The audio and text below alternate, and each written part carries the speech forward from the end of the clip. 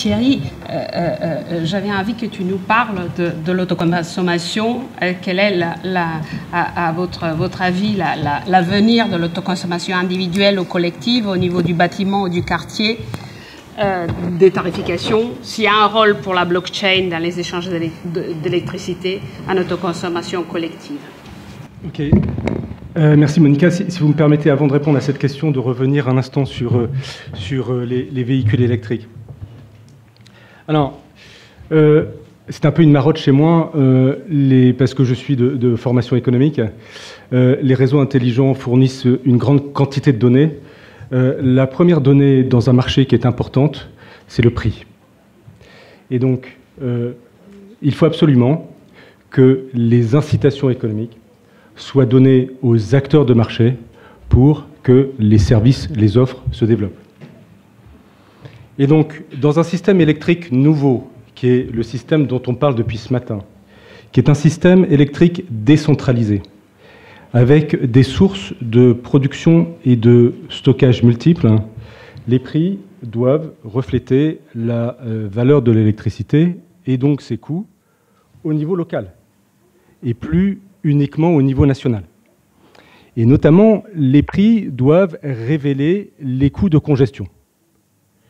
Et donc, c'est le grand débat dont on n'a pas parlé aujourd'hui, mais qui est un débat économique très important, pas facile, entre ce qu'on appelle les prix zonaux, comme si tout un pays était une plaque de cuivre, et les prix nodaux, c'est-à-dire les prix à chaque nœud du réseau, et qui permet de donner une valeur locale à la flexibilité et à la génération. Et donc, les prix nodaux, ça existe en particulier aux États-Unis. Je ne sais pas si l'entreprise qui fait des renouvelables à ma droite est présente aux États-Unis. Nous le sommes beaucoup. Ça pose quelques problèmes, parce que lorsqu'on signe un PPA avec un acteur industriel aux États-Unis, on ne sait pas vraiment si on maîtrise ce qu'on appelle le basis risk, c'est-à-dire la différence de prix entre les différents nœuds du réseau. Alors, tout ça conduit à des réflexions sur ce qu'on appelle le pricing dynamique et sur les pricing locaux. Et ça, c'est très important.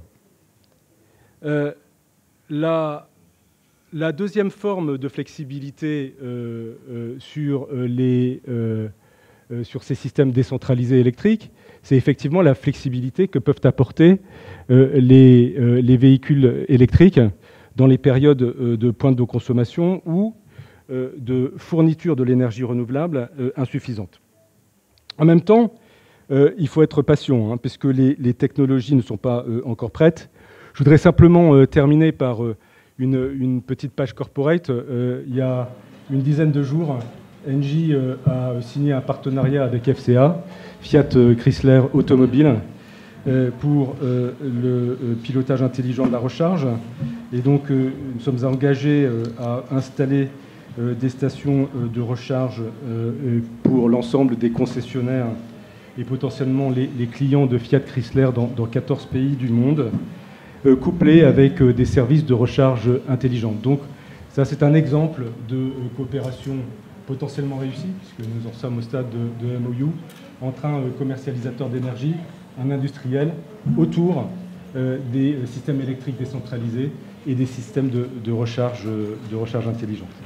Alors, votre question, très rapidement, pour ne pas abuser de mon temps, sur l'autoconsommation.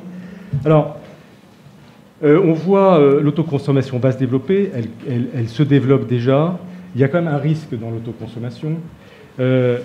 Une crainte, c'est que l'autoconsommation conduise à éviter une partie des coûts retail et une partie des coûts d'infrastructure.